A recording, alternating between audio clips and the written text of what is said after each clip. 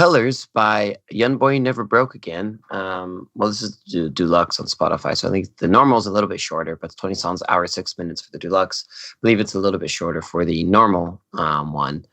But yeah, we reviewed his 2020 album, I believe. Yeah.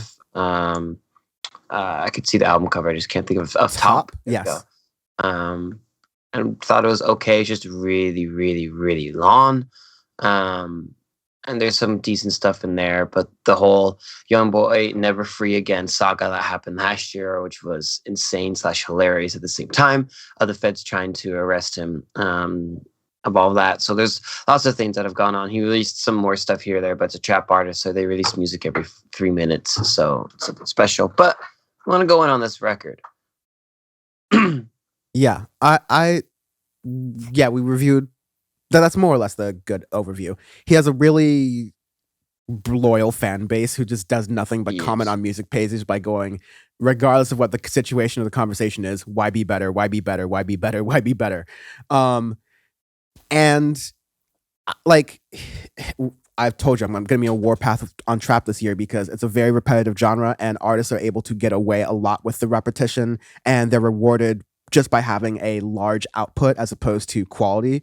And YoungBoy NBA, I think, in the past 2 years has released like 6 albums. And so there's definitely a lot of quantity there. Quality is above average for like trap artists, definitely like lyrically there. It's not like he's repeating lyrics more or less. There's like a lot of things he's got to say, and he's like very like lyrically dense in there. It's not necessarily really like heady or like woke stuff. It's just sort of like regular trapping degeneracy, but even then not the same kind of trapping degeneracy that's almost like enjoyable from afar like Chief Keef was. It's not bland like Gunna, but I feel like while you do have some songs that hit here for a little bit, you mostly have noise. Like nothing really stands out, nothing really sort of like performs well on its own. A couple songs like Nice in here and go, okay, YoungBoy is a better than average, but like every 3 months or every 4 or 5 months, NBA YoungBoy puts like these 20-song albums out that are like an hour long with these like 5-6 minute tracks in it. 30 Also, song record get a measly 100,000. Like it's I mean, it's overwhelming. Yeah, I mean, as much as we think J. Cole should have already had a note a little bitch by this point, it's insane that Jermaine hasn't. But with all that being said, it's I think the big problem with a lot of these trap artists is they just pump out so much material that you have to sift through it. Unless you are like a mega fan of their music, and you know a lot of their stuff, there's just so much that is out that you can't really enjoy it because you're like, where do I go? Where do I start? Where do I go? Okay, they already had 3 records out in 2021. Like, what the fuck's going on? They have one out right now in 22. You're like, Jesus, what do I listen to? Like, what is good? What is not good? And all of that. And when you go through the record, it's not horrible. It's 3.6 Gronkin. It's not great. It's not horrifying.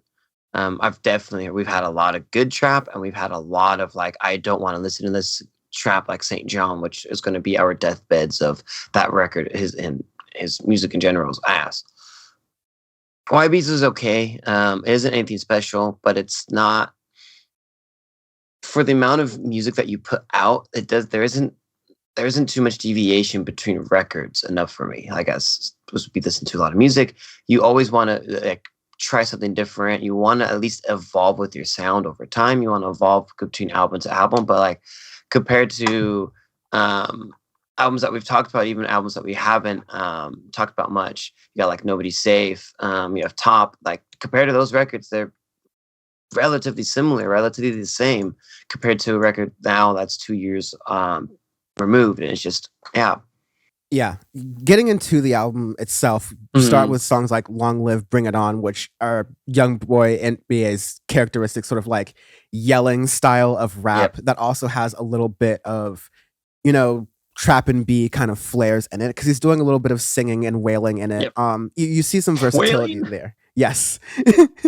And like it's fine in Bring It On. I think a good combination of this is in DC Marvel with a little bit of like an DC Marvel's good. a little bit of an Uzi Vert-ish beat, but nevertheless, I think you get the rhythmic nature of the way NBA raps, the way that he can wrap his way around lyrics and make it sound not fresh, or make it sound fresh and non-repetitive.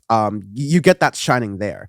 I think the fact that the album sort of like starts at a high level and sort of continues to sort of flatline after that. There's no range, there's no up or down, and the downs are kind of all packed near the end of the record. You get things like and Gangsta with Quando. My monitor's shorter, but Quando Rondo. I also thought that one was good. YoungBoy NBA doesn't really do a lot of features on his record. That was the one feature, and I felt that was really solid. But you get to songs like Emo Rockstar, Emo Love, Snow Bunny, Foolish Figure. And not only were these songs YoungBoy NBA trying to do his singing, kind of slower, break it down kind of vibe, it became this sort of malaise in the latter half of the album. It just sort of like began to blur together in an even worse way than the earlier half of the album blurred together. Again, I'm kind of like what Sean is saying here. I'm looking for some distinction between the albums. I'm looking for some reason for like why you put out this project, why it has meaning. That's a big thing. I think we needed to go in and hold a lot of the trap artists accountable. Why are you making this? What is the point of this record? Like, why are you making? What is your thought process of making this? Is it just thrown together for like industry purposes? Is it like you want to get out of it? Like, these could be things too, where you want to get out of a record label possibly, and you just have to pump out these records as fast as you can because like, hey, I have a 7 record thing, and I want to get out of it. Hey, more power to you. I will say that, and I will like judge it by that standard. That's okay. Or if these things, if I want to make money, be like, which is most of it, you be like, okay, that's fair. Or other ones where they're like, hey, I have a lot of stories to tell, this or that. I'm trying to experiment on the sound. Or you have a lot of artists, like Vince Staples and others that are released a lot of shorter albums. Earl Sweatshirt, more on that later. Kind of releasing these shorter albums and stuff because there we go. I don't want to throw out the whole sound because it won't necessarily make sense, but I'm trying to get these out because I want you to hear it because there's some interesting ideas that I have and so on and so forth. So there's so many things that need to go on, but people need to be held accountable of why are you making these? What is the point? Yeah. Or at least, at bare minimum, it can be a collaboration. Like, hey, it's a duo. Like, I think YoungBoy NBA did a thing with Rich the Kid. And it's like, okay, we're going to do this album thing together. Like, some of the best trap albums that have come out, period, are those kinds of look like Metro Boomin and 21 collaborations. Even Without Warning, which is still one of my favorite trap albums. And that's a couple of different artists on there. And it's crazy. Like, you can get those ones that are fantastic when you have collaboration records. But then if you're doing solo ones like this and just pumping them out 24/7, like, why? There's no need for that. Take your time. Yeah.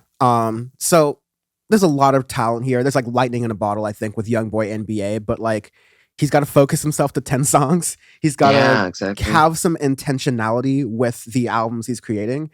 And he's got to challenge himself and his producers to make some different flows, make some different beats, not just let's copy our namesake T-Pain here.